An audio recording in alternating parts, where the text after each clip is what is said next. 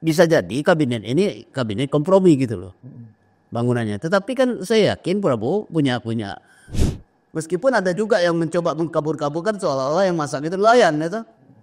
Tapi bisa aja nelayan digaji gitu. Yang nelayan sendiri nggak tahu fungsinya kan gitu kan. Siapa di balik itu? Kira-kira begitu. Kita nggak peduli entah artis, entah tentara juga, atau polisi di balik itu. Perilaku menteri-menterinya, perilaku pemerintahnya itu perlu perbaikan. Jangan Mulyono yang ngutang, dia yang bayarnya, jangan sampai gitu juga dengan Prabowo kan. Saya yakin kalau stafnya Jokowi itu kan kita udah lihat manusia gorong-gorong kan citraannya. Ya, nggak usah dilihat ubi, manusia gorong-gorong, ya kan? Setelah itu kan nggak gorong-gorong lagi. Sudah itu jadi PDQ. Bahwa jangan mencederai hati rakyat yang soal estah, penghinaan itu. Nah, cocok banget itu. Yang satu murid itu Deddy Corbuzier, yang satu guru, yang ustadz itu sama-sama penghinaan itu. Bener cocoknya nih, satu kelompok itu. Ya kan? Pada edisi podcast Info Indonesia Network kali ini kami kehadiran 2 tamu istimewa. Beliau adalah senior di bidangnya. Ada Dr.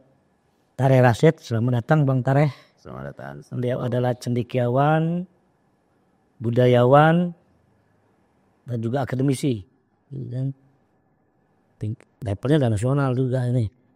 Kemudian abangga saya satu lagi ada Bang Anwar Putra Bayu. Budayawan juga, seniman, banyak karya-karyanya. Dan pada podcast Info Indonesia kali ini temanya memandang Indonesia dan Sumatera Selatan di tahun 2025. Berdasarkan pandangan Bang Tareh, Indonesia tahun 2025 ini apa, Pak? Ya, saya kira kita mulai dari titik tolak Prabowo ya, Presiden Prabowo bersama Gibran ya. Ini udah menjelang 100 hari ya.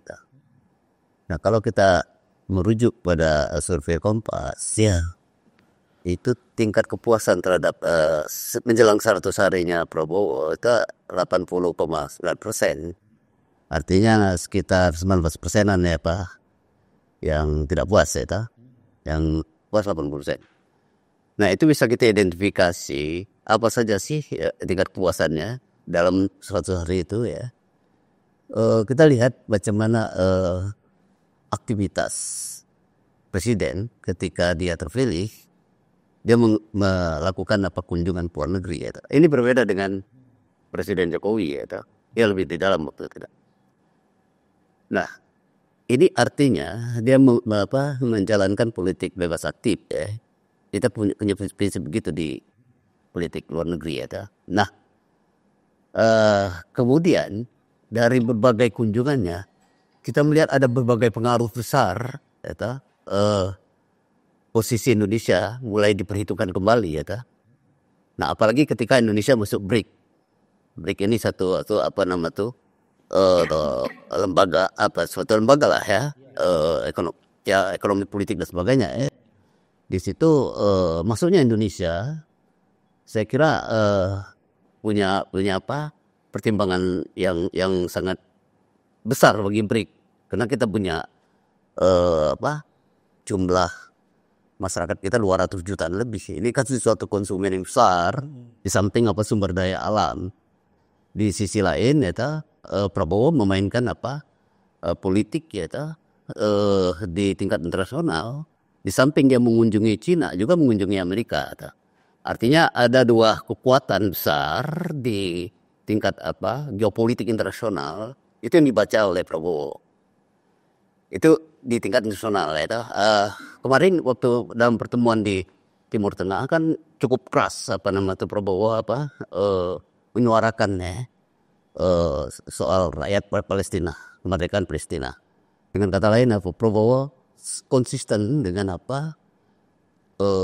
perjuangannya atau membela kemerdekaan Palestina. Nah, itu juga berdampak pada keputusan terakhir yang kemudian ada gencatan senjata. Boleh jadi itu hasil ya diplomasi Prabowo di tingkat internasional. Itu satu sisi itu. Kemudian kalau kita lihat di internal di Indonesia ada beberapa programnya itu. Satu yang sangat fenomenal, makan bergizi gratis.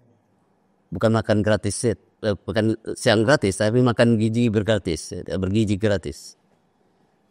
Nah ini kalau kita lihat ini sebenarnya kan di masa-masa lalu sebenarnya sudah ada kebijakan makan bergizi ini ya.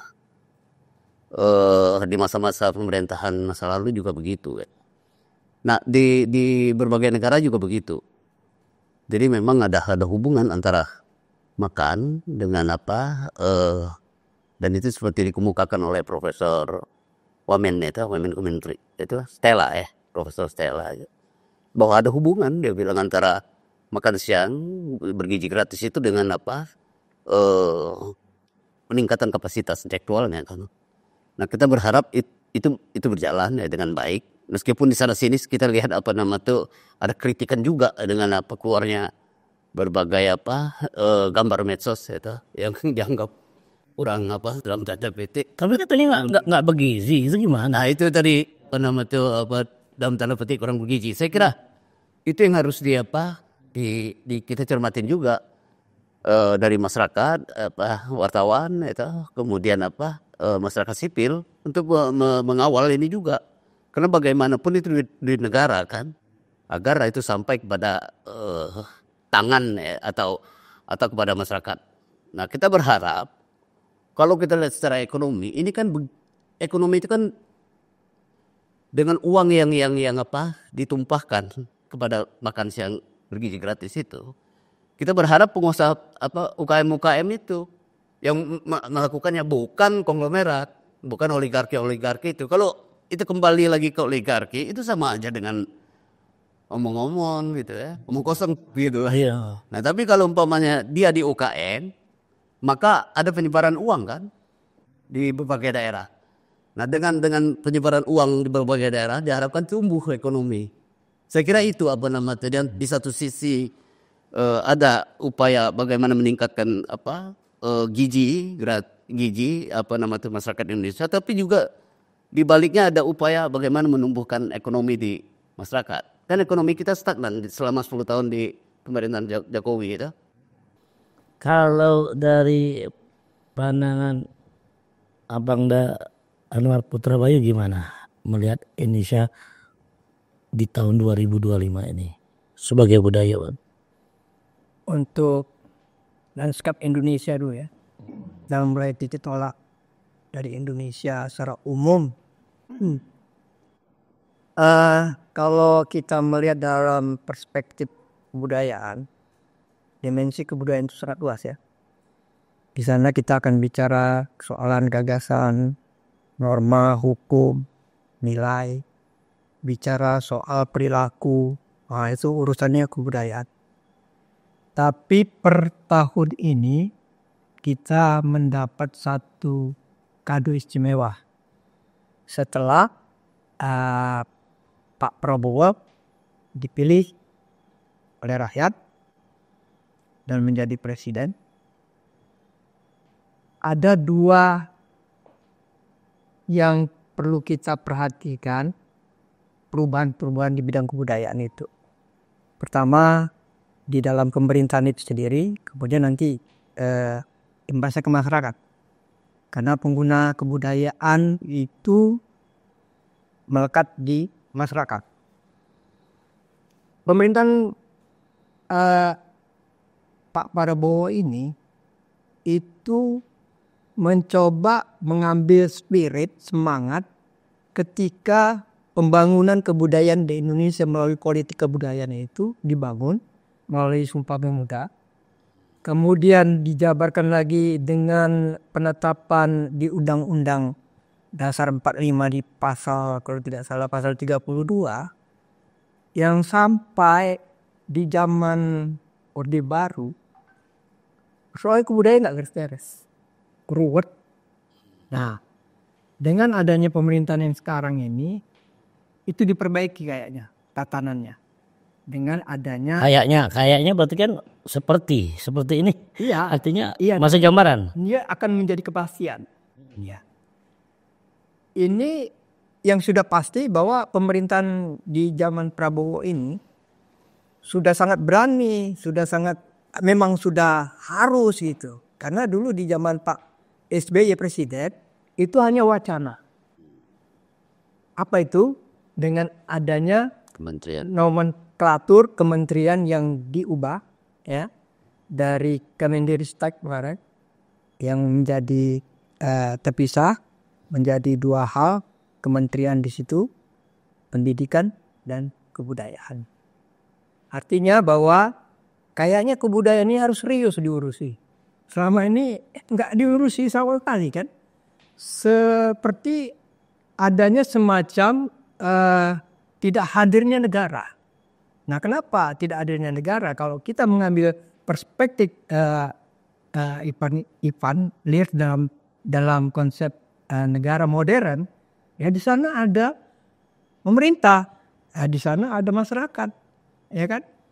Di sana ada undang-undang.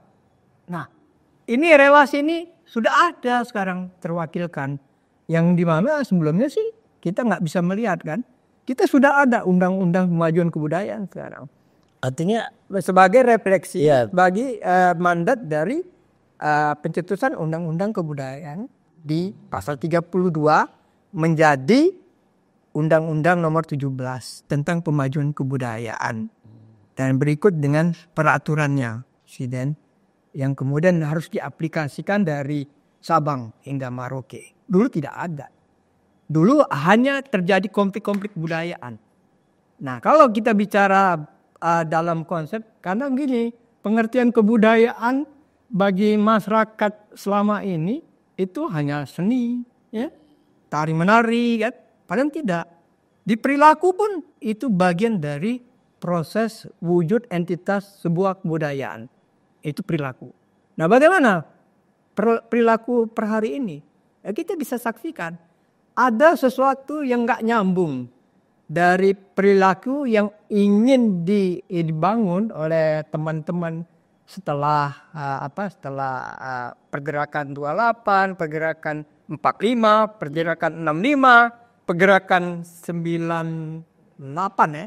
Ada Malari dan 98. Nah, di 98 ada suatu bangunan yang diembuskan oleh teman-teman aktivis waktu itu, yaitu proses politik kebudayaan.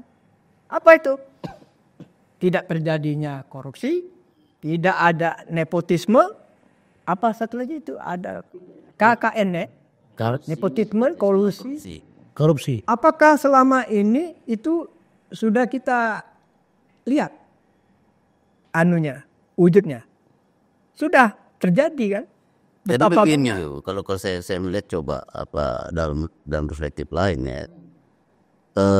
Ini persoalannya belum terbangunnya ya, di dalam kesadaran masyarakat kita soal republikan itu.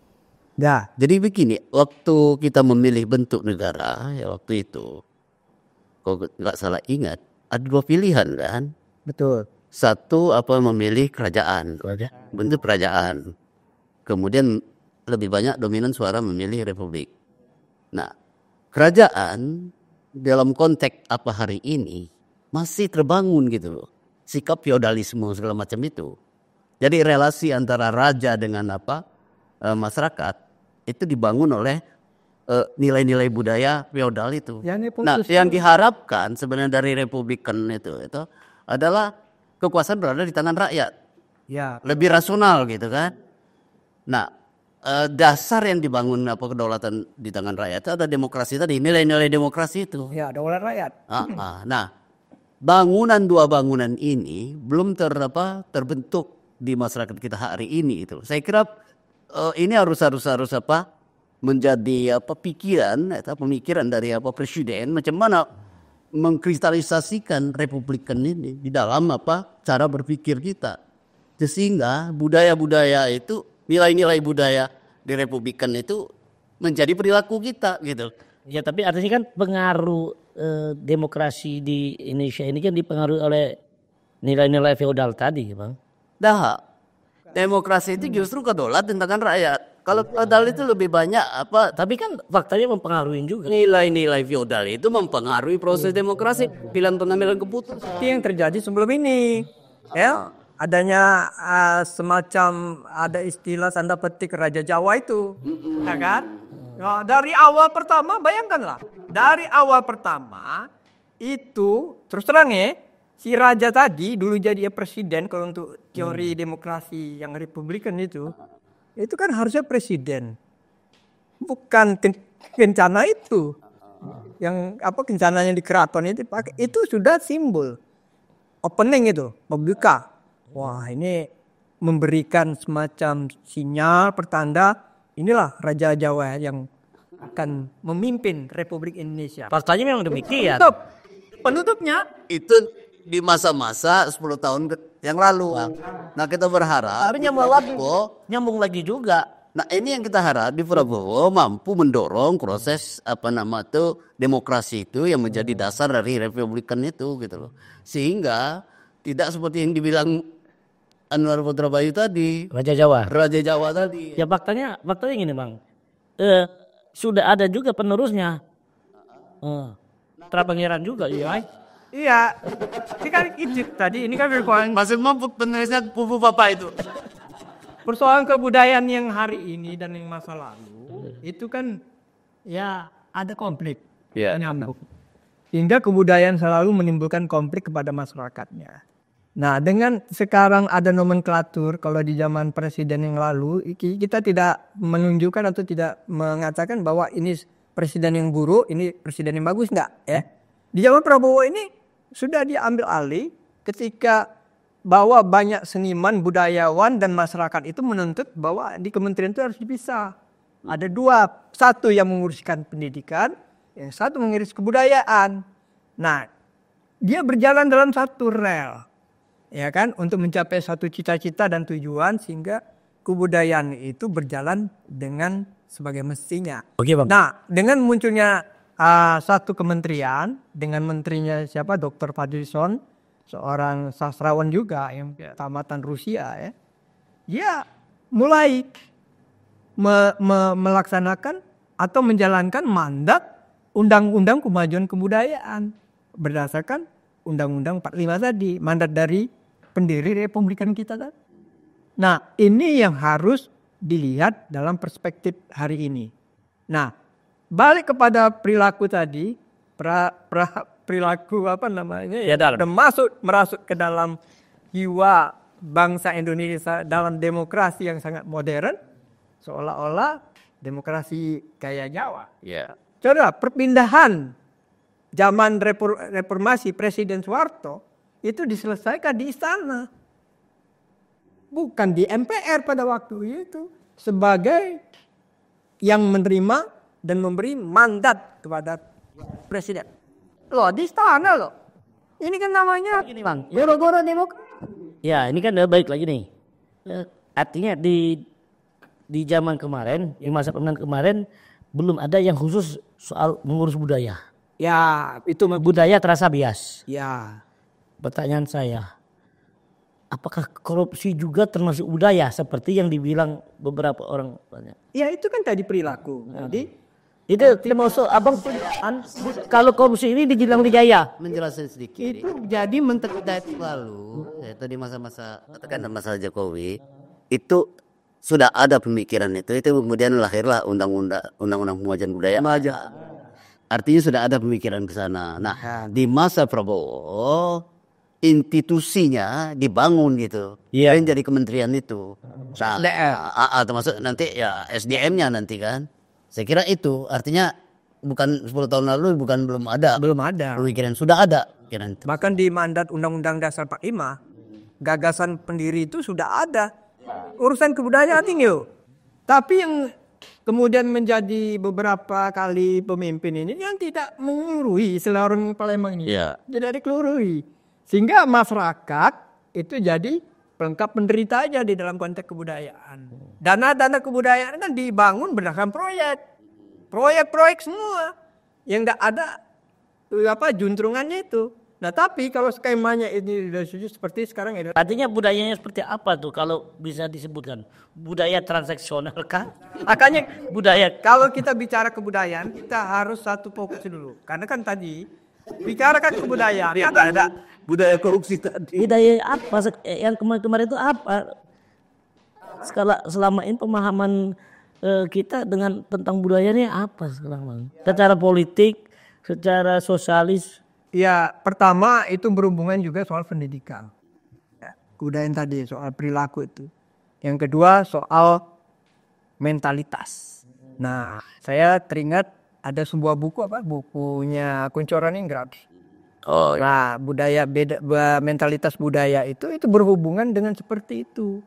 Karena pendidikan itu menuntun agar si mahasiswa itu berhubungan dengan perilaku yang memang dibangun tidak korup, ya kan? Kita dulu kalau nggak salah kalau SPP itu kadang-kadang nggak bisa kita mengatakan kita markup gitu kan? Kita jajan karena orang-orang tua kita mendidiknya sangat disiplin kan. Nah kita nggak menyalahkan orang-orang tua sekarang nggak, tapi itu terus berkembang beranak pinak soal perilaku kebudayaan. Ya, artinya gini Bang, itu reformasi tiga hal, menghapus korupsi, kolusi dan nepotisme. Faktanya sekarang korupsi malah lebih kuat lagi. Artinya di sini juga gagal. Iya. Gitu kan? Oke, kita balik lagi nih. Agak melebar nih. Tadi dibahas sama Bang Tare soal makan siang gratis. Kemudian soal arah pembangunan. Hingga nanti ada butterfly efeknya gitu kan. Kalau dari pandangan Bang Anwar, makan siang gratis itu efektif nggak? Dalam hal apa itu kan ya? Pandangan Abang? Ya kalau saya lihat ini kan juga memang sebetulnya Pertama dia menghabiskan uang negara. Banyak itu. betul. Nggak, kita lihat dulu fungsi Ya. tujuannya. Tujuannya Jadi meningkatkan gini, Kalau dia efektifnya saya agak mengkoreksi ya, Ta. Dia tidak sekedar menghabiskan uang negara. Uang negara itu bisa habis jika ya, Ta, kalau yang melakukan pemenuhan kebutuhan makan siang, makan bergizi gratis itu dilakukan oleh pengusaha dalam tanda petik ya. Tetapi kalau ini di-share ke UKM itu artinya ada pertumbuhan ekonomi. Jadi di setiap daerah akan muncul uang itu kan beredar di setiap daerah itu. tapi yang ditakutkan kan gini Bang. tidak gijakan perayaan sih. Nah, persoalannya bagaimana itu uang ini tidak dalam tanda petik ya tidak dicolong atau Iya, ini kan sehingga jadi banyak. Ini kan nanti jadi bancaan. Dikhawatirkan bancaan ini kan karena turunnya dari lembaga itu kan. Yang ngaturnya lembaga gitu. Tapi menurut saya program ini sangat bagus, ya. Ya dulu tahun-tahun 70-an. Tapi faktornya banyak juga ya. Tahu yang mana sakit ya sih? Jadi potong dulu, tahun 70-an saya menikmati ini juga. Yaitu minum dan makan gratis. Dulu minum susu tahun 70-an. di zaman Orba. Ada betul. Awal-awal Udah baru, ya 70-an ya. Dan waktu itu ya pertumbuhan ekonomi udah semakin bagus sih ya, 7% waktu itu kan. Waktu itu saya ingat di sekolah dasar Atisuci Jakarta itu. Waktu itu gubernurnya Ali Sadikin.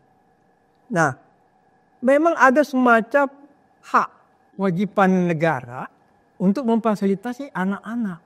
Baik dari segi kesehatan maupun kebutuhan gizi. Nah, ini yang harus diakomodir oleh negara, oleh pemerintah. Nah, kalau tidak, ya bagaimana mengharapkan generasi yang bagus, ya? Kalau gizi nggak sampai ke otak gitu, ya kan? Misalnya ngasih anak makan telur setengah, seperempat, itu mana bisa full kan? Nah, artinya ini bagus. Persoalan efektif itu persoalan lain, ya. Kalau ini kita ngambil tujuannya dulu untuk membangun generasi ke depan. Itu kan yang dipasui anak-anak sekolah dasar kan? sampai SMA juga. SMA juga. Nah cuma masih ada kekurangan menurut bagian anak-anak yang mengkritik, kurang enak giginya, kurang enak lah.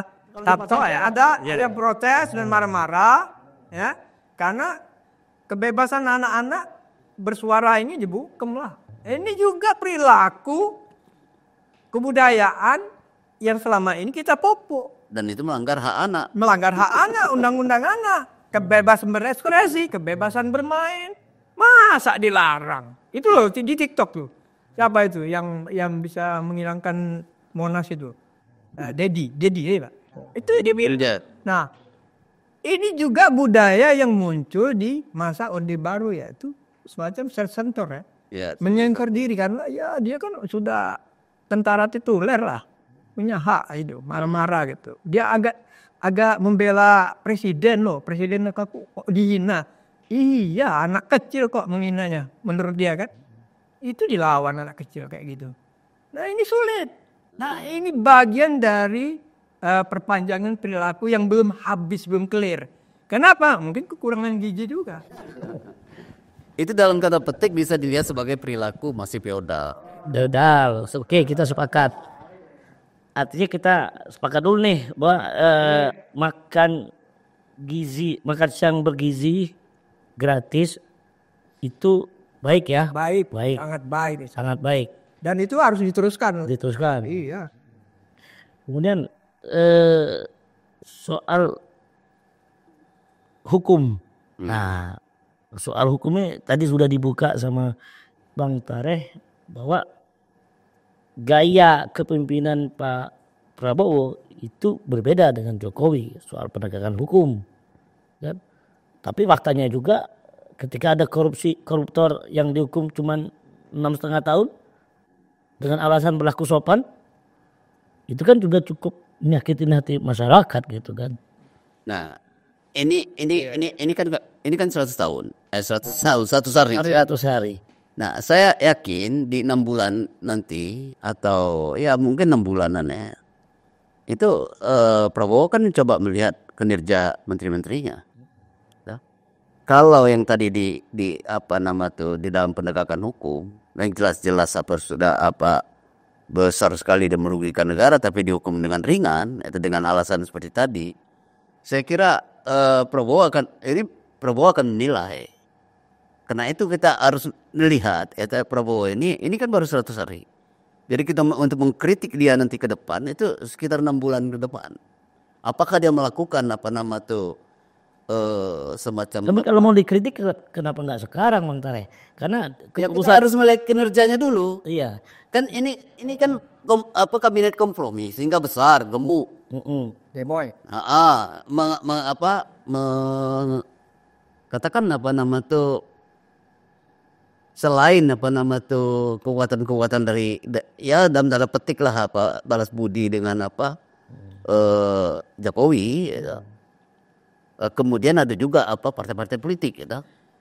Nah, jadi bisa jadi kabinet ini kabinet kompromi gitu loh. Bangunannya. Tetapi kan saya yakin Prabowo punya strategi itu udah diberi kesempatan semua kan. Bahkan menambah wamin itu kan. Ada wamin-waminnya. Gemuk struktur kabinet ini. Saya yakin 6 bulan ke depan apakah berani Prabowo melakukan evaluasi.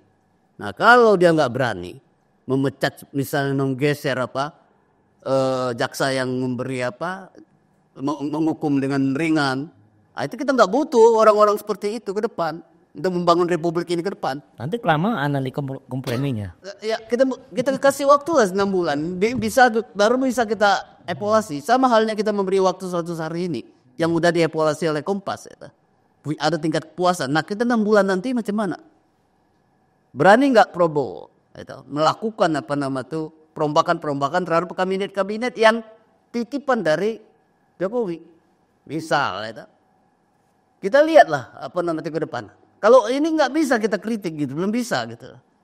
Nah kita lihat bagaimana sikap Prabowo dalam hal urusan yang magar laut itu kan gitu. Itu kan pasti permainan di masa lalu juga itu kan. Ya, ini kan akibat dari kebijakan masa lalu dan itu diterima oleh Prabowo. Tapi Prabowo ngambil keputusan yang kita hargai ya. dicabut itu kan. Artinya ada keberpihakan Prabowo dengan nelayan. Itu kan persoalan nelayan di situ. Meskipun ada juga yang mencoba mengkabur-kaburkan seolah-olah yang masak itu nelayan gitu. Tapi bisa aja nelayan digaji gitu. Yang nelayan sendiri nggak tahu fungsinya kan gitu kan. Tetapi yang jelas nggak ada hak warga negara di Republik ini menguasai laut gitu loh. Kan gitu. Jadi kedaulatan kita ya jadi tercoreng di situ. Jadi kita menghargai kebijakan Prabowo yang kemudian ditindaklanjuti oleh Tentara Angkatan Laut itu. Dicabut semua itu. Jangan sampai dalam sebuah perilaku. Tapi maksud saya tidak sekedar cabut. Iya. Itu dihukum. Nah di sini persoalan hukum gitu loh. Betul. Dia harus diseret ke masalah hukum. Siapa di balik itu? Kira-kira begitu. Kita nggak peduli entah artis, entah tentara juga, atau polisi yang di balik itu. Dalam hal ini yang jelas oligarki yang bermain sini kan. Nah itu harus diseret. Seberapa kuat pengaruh Raja Jawa di pemerintahan Prabowo itu, Bang Tare? Karena gini, kalau tadi bicara pagar laut, Pak Prabowo kan kita lihat karena koalisi yang besar, ya jelas dia kan dipagari partai. Jadi antara pagar laut dengan pagar partai. Ya, ini yang harus dimaknai bahwa presiden tidak berdiri di atas partai, tapi dia berdiri di atas rakyat Indonesia. Nah jangan lupa.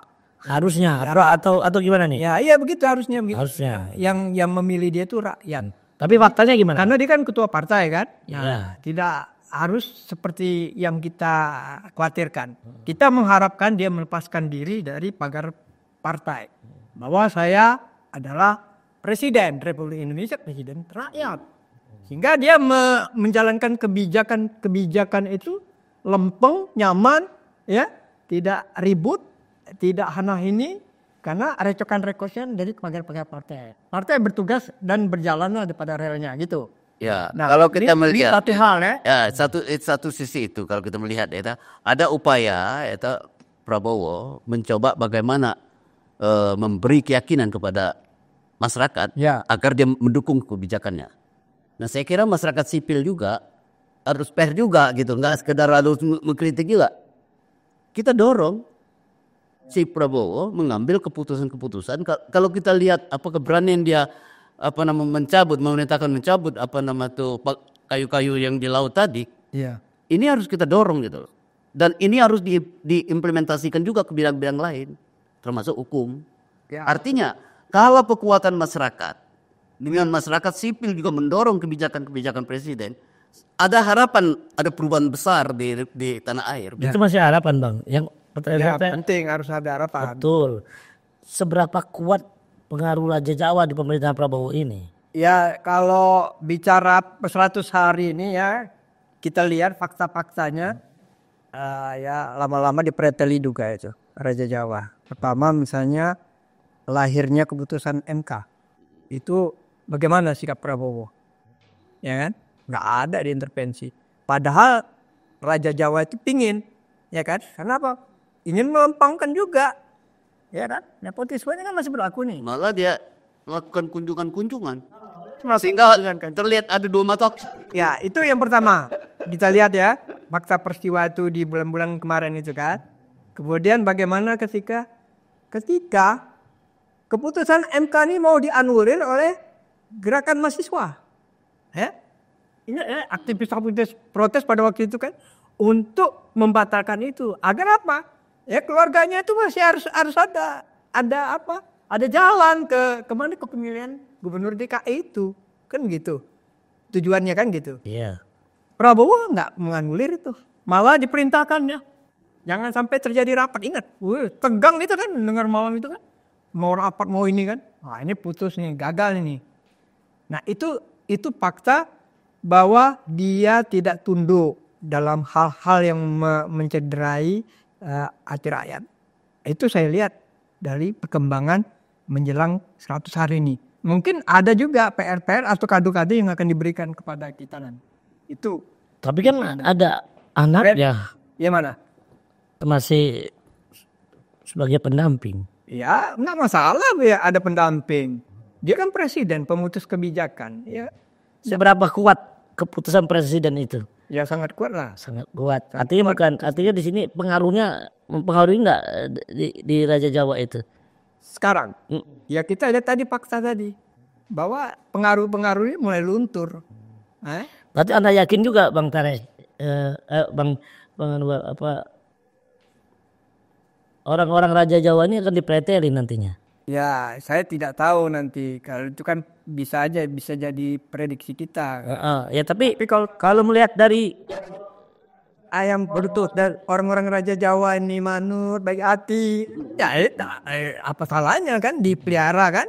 Kalau dia menunjukkan kinerjanya bagus, itu salah pula nanti Pak Presiden bagus di zaman Raja Jawa dia bagus, masa mau dipreteli di zaman ini kan tidak bisa juga. Nah, yang digerakkan kemarin yang penghinaan itu kan sendiri kan udah suatu bagian bahwa jangan mencederai hati rakyat yang soal teh. Penghinaan itu. Nah, cocok banget itu. Yang satu murid itu Deddy Corbuzier, yang satu guru, yang ustadz itu sama-sama penghinaan itu. Bener cocoknya nih satu kelompok itu. Sama dengan kementerian, hanya gara-gara meja dan ikut terlibatnya istrinya kementerian. Kemudian memecat ASN itu kan. Saya kira ini pasti dievaluasi oleh Jokowi gitu. Dievaluasi oleh Prabowo. Iya. Jadi Ada bersiwa. nanti ada perubahan. Kita lihat aja nanti perubahan. Kalau 6 bulan ini kemudian Prabowo tidak melakukan semacam satu perubahan kabinet, berarti Prabowo masih dipengaruhi oleh Raja Jawa tadi, atau ada kepentingan hanya Raja Jawa. Sebenarnya ada macam mana melawan oligarki yang mempengaruhi kebijakan negara. Nah, Prabowo itu berusaha itu juga sebenarnya. Jadi bagaimana di satu sisi kedaulatan ini tetap kekuasaannya tetap dikendalikan oleh presiden, bukan dikendalikan oleh oligarki. Yang selama ini kan dikendalikan oligarki, sehingga hukum itu menjadi alat tentung kalau kemarin di belakangan itu kan. Iya. Nah, kita berharap hukum betul-betul berdiri sebagai pengadil, tempat mencari keadilan. Nah, ini sudah dilakukan oleh Prabowo. Begitu cepat dia ngambil keputusan seperti kasus pagar laut itu. Kemudian ada beberapa upaya yang dilakukan Prabowo. Tapi kita harus lihat 6 bulan ke depan gitu kan. Kalau 6 bulan ke depan tidak ada perubahan-perubahan kabinet, di mana kita sudah melihat beberapa kementeriannya tidak berjalan dengan baik bahkan perilakunya pun ada yang kurang baik Nah, ini harus jadi evaluasi oleh. Oke, perubahan apa yang diinginkan Bang Tare 6 bulan ke depan nanti? Karena kabinet ini kan masih kabinet kompromi. Ya, kementerian kabinet yang saya maksud nih, kabinet ini kan orang-orang yang akan menggulirkan program visi-visinya. Ya.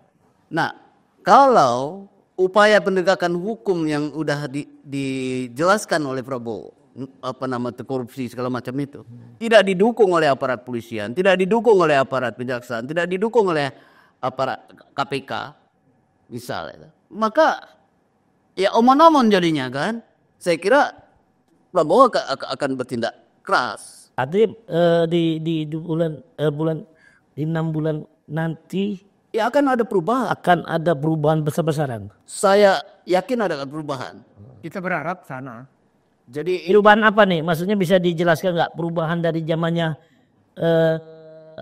Jokowi ke Prabowo? Ya terkait dengan kerja menterinya, kemudian terkait dengan janji-janji politiknya, visi-misi ketika dia mencalonkan sebagai presiden. Dalam pandangan Bang Tare, dalam pandangan Bang Tare, kinerja kementerian saat ini, menteri-menteri saat ini gimana? Ya ada beberapa kementerian yang kurang baik itu. Contohnya ada beberapa. Ya dan satu hari ini ada upaya. Jalannya lambat lah istilahnya itu. Nah iya. Yang paling jelas-jelas kita lihat kan di penegakan hukum. Itu udah kelihatan itu kan. Harus dirombak itu. Kemudian KPK itu harus juga dirombak. Diberi lagi bila perlu harus dikembalikan kemandirian KPK. Sehingga dia betul-betul semacam lembaga yang memang ekstra. Sehingga korupsi bisa ditebas ya para koruptor itu oleh mesin KPK gitu. Perlu Nah kalau selama ini kan KPK ya dengan undang-undang yang terbatas kita tengok kan. Kemudian itu diubah pula itu. seperti kasus Tom Lembong itu kan satu cermin bagi kita. Apalagi terakhir kita lihat di waktu di persidangan itu. Ternyata BPK belum melakukan evaluasi. Nah persoalannya ngapa ditangkap? Udah dipecat gitu kok. Nah ini terlihat jadi hukum seolah-olah jadi alat pemantau lawan politik kan gitu. Karena sistem Lembong bagian dari Anies kan kemarin itu. Nah ini yang maksud saya yakin ini juga dilihat oleh tim Prabowo itu. Nah, saya yakin ke depan kita lihat 6 bulan ke depan kalau nggak ada perubahan di KPK berarti pemerintahan Prabowo tidak ada harapan untuk melakukan perubahan apa-apa. Perlu kita lawan pemerintahan macam ini. Artinya tidak bisa gambaran terbaik bagi masyarakat ke depan. Sementara kita berharap perubahan transisi dari pemerintahan Jokowi ke pemerintahan Prabowo ada perubahan besar dalam penegakan hukum, ada perubahan besar dalam membangun sikap-sikap budaya atau nilai-nilai budaya ke depan. Ada sikap besar bagaimana memaknai Republikan ini kan. Jadi bukan kita mencoba mengkikis nilai-nilai kerajaan di dalam kehidupan bernegara gitu. Kalau dari pandangan Bang Anwar gimana? Adalah 6 bulan tuh.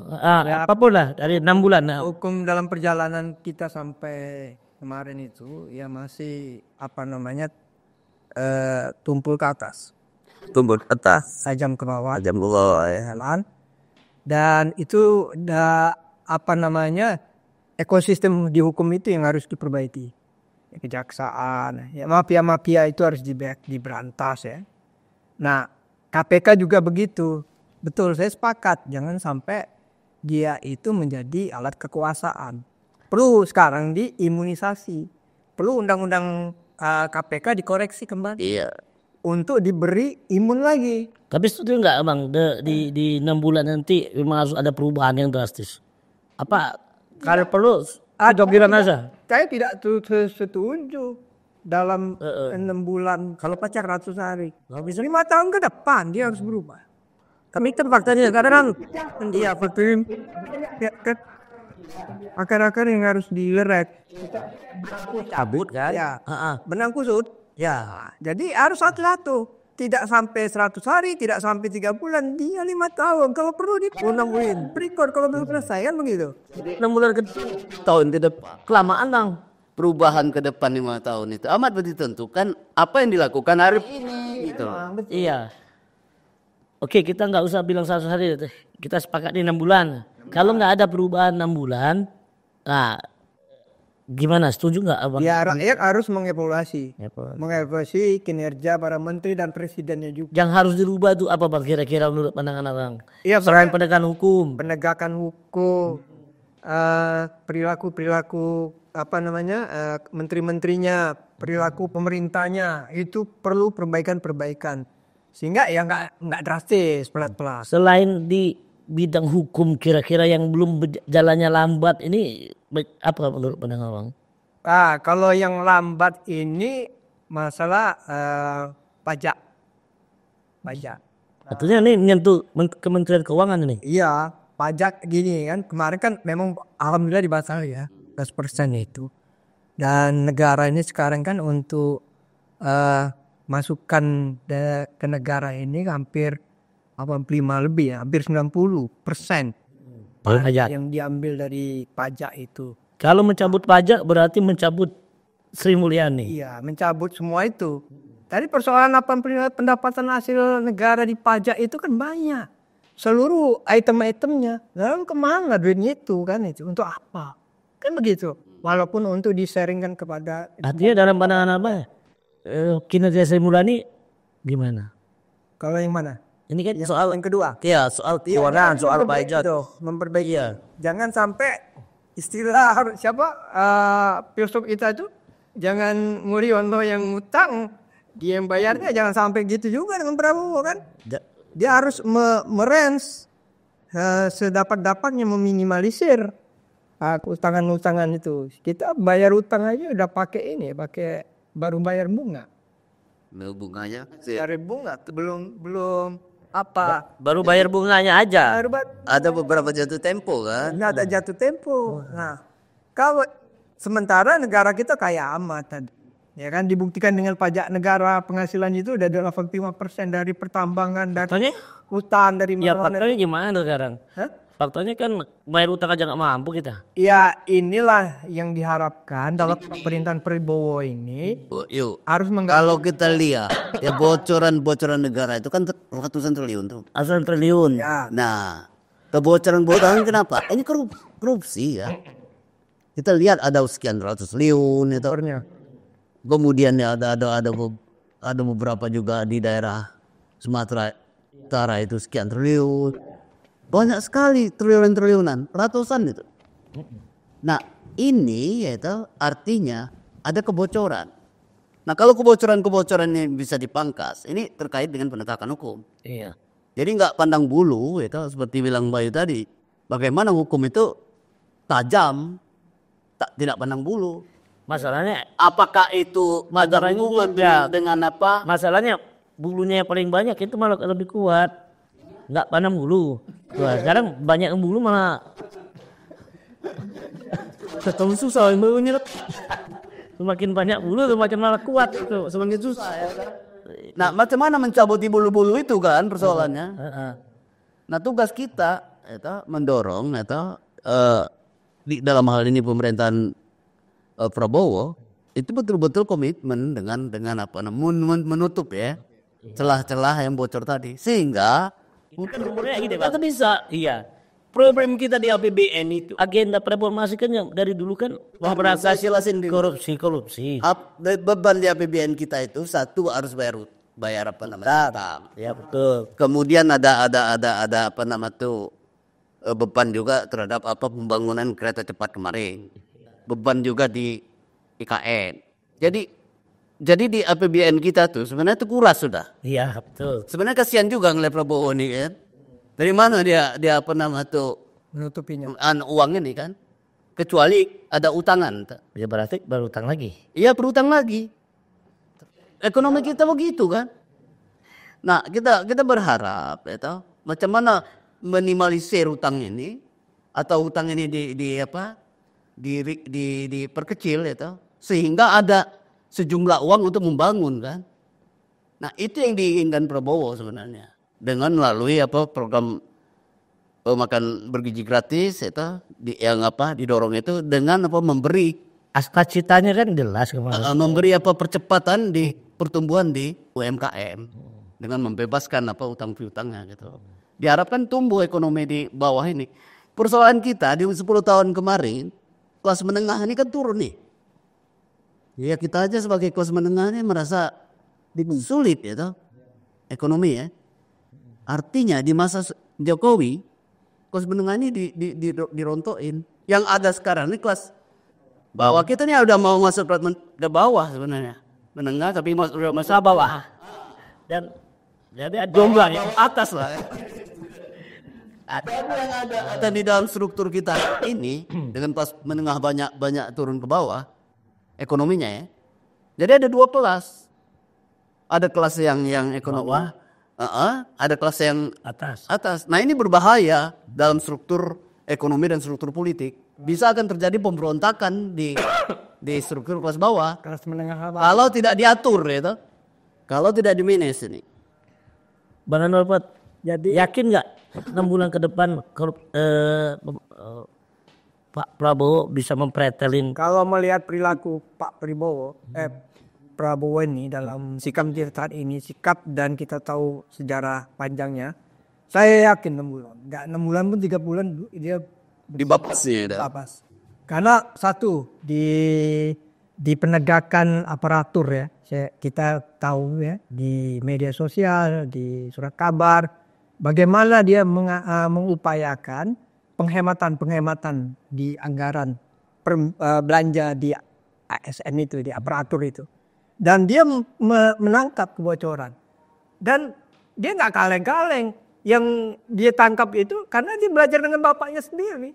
Di tahun berapa itu, di zaman Pak Harto itu sudah ngomong bapaknya itu. Udah kasih tanda bahwa APBN itu selalu bocornya 30%. Nah, ini yang mau diperbaiki Prabowo, kelihatan. Banyak hal yang memang dipres.